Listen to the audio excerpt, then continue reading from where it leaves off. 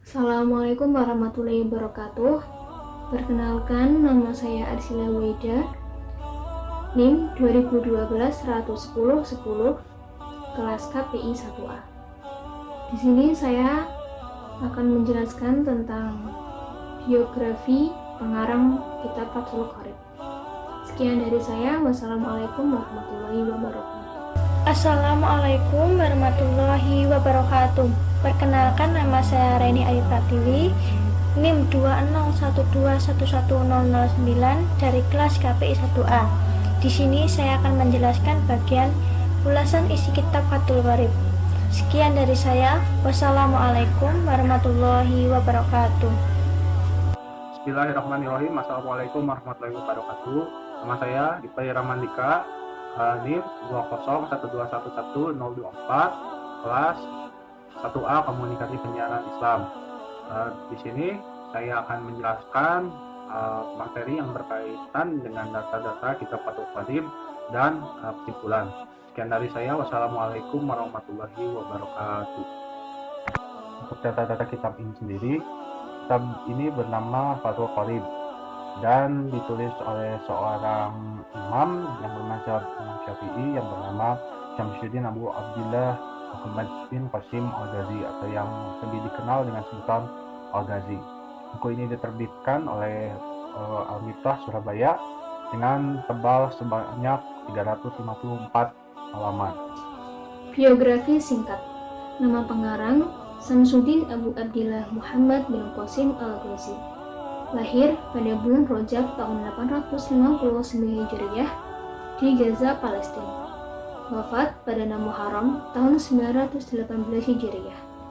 Latar hidup. Nama lengkapnya adalah Syamsuddin Abu Abdillah Muhammad bin Qasim Al-Ghazi. Ulama ini dilahirkan di Gaza, Palestina pada bulan Rajab 859 Hijriah. Di kota itu pula Al-Ghazi tumbuh menjadi dewasa. Namun, pada 881 Hijriah, ia kemudian memutuskan hijrah ke Mesir untuk menuntut ilmu sampai akhirnya menjadi ulama yang dihormati karena kealimannya. Selama menuntut ilmu, Al-Ghazi belajar kepada banyak ulama untuk memperdalami ilmu fikih, ilmu qiraat, mempelajari tata bahasa Arab, dan ilmu-ilmu agama lainnya. Bahkan, Al-Ghazi juga mempelajari ilmu umum seperti matematika. Al-Ghazi juga merupakan salah satu ulama yang hafal Al-Quran. Suaranya merdu sekali, sehingga orang yang sholat bermakmum di belakangnya tidak akan bosan mendengar ayat-ayat Al-Quran yang dilantunkannya. Al-Ghazi wafat pada malam Rabu 6 Muharram 918 Hijriah. Tapi ada juga versi lainnya yang menyatakan wafat pada Jumat 15 Muharram. Nama guru. Pertama ada Syekhul Islam Muhammad bin Muhammad As-Sayyid Al-Maqdisi. Kedua ada Syamsuddin Abdul Wafa. Ketiga ada Syekh Ahmad bin Ali bin Husain bin Hasan bin Ali bin Abdil Wahab As-Syihab. Keempat ada Syamsuddin Al-Tujari. Kelima ada Alauddin Al-Hasani. Keenam ada Badruddin Al-Mardani. Ketujuh ada Zainuddin Zakaria. Kedelapan ada Jamaluddin Al-Qurani. Kesembilan ada Syekh Syamsuddin bin Muhammad bin. Ulasan isi kitab Fathul Qorib. Kitab Fathul Qorib ini bermadzhab Asy-Syafi'i, disusun oleh Ibnu Qasim Al-Ghazi dengan sangat ringkas dan sistematis. Kitab Fathul Qorib ini merupakan syarah atau penjelasan dari kitab yang dikarang oleh Al-Qadhi Abu Syuja, yaitu kitab Al-Ghuyah wa At-Taqrib. Kitab Fathul Qorib ini memiliki kekurangan dan kelebihan. Untuk bagian kekurangan kitab ini, untuk bisa membaca dan menerjemahkan kitab tersebut, kita dibutuhkan ketekunan dan waktu yang panjang. Biasanya sebelum membaca dan menerjemahkan kitab itu, kita harus memahami dulu ilmu nahwu syarafnya sebagai alat bantu. Untuk bagian kelebihan, yang pertama yaitu kitab Fathul Qorib ini mencangkup segala aspek mulai bidang ubudiyah, muamalah, munakahat, dan jinayat. Yang kedua yaitu kitab ini juga menyajikan bahasa yang ringkas dan padat.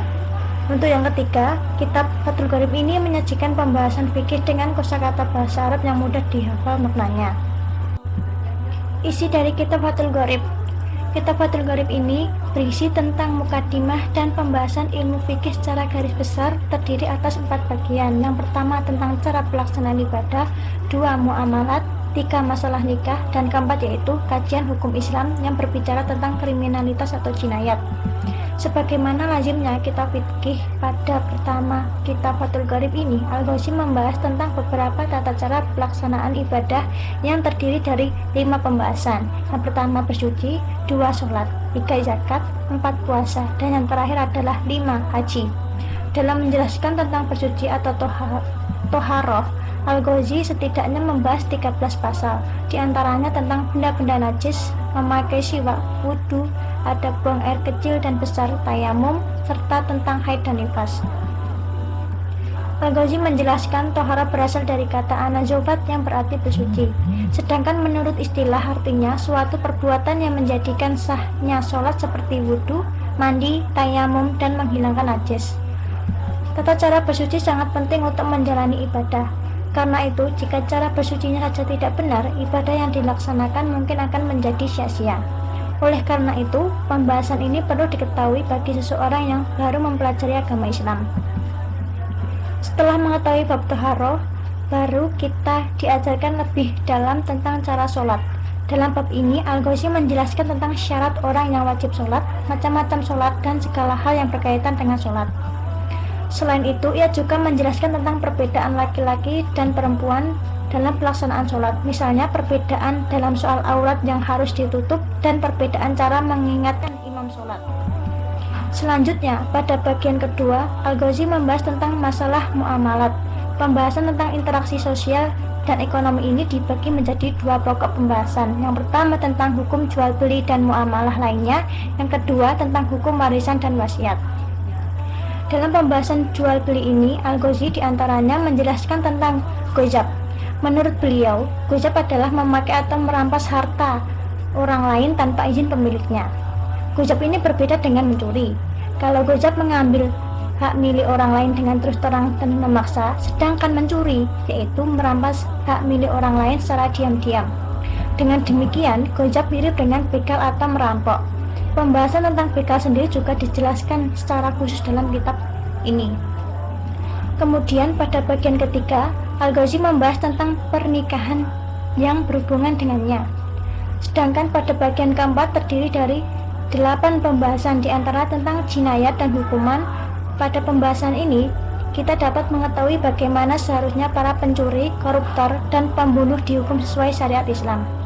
Pada bagian terakhir kitab ini, Al-Ghazi kemudian membahas tentang hukum hewan buruan, sembelih, kurban dan makanan, perlombaan hewan dan lomba memanah, sumpah dan nazar, keputusan dan persaksian, dan tentang memerdekakan budak.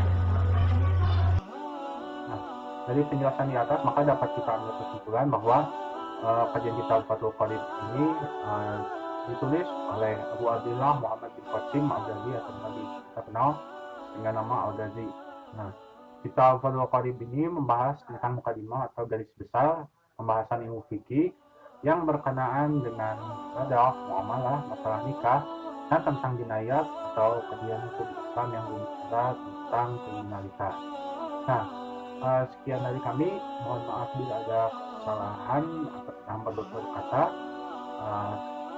Assalamualaikum warahmatullahi wabarakatuh.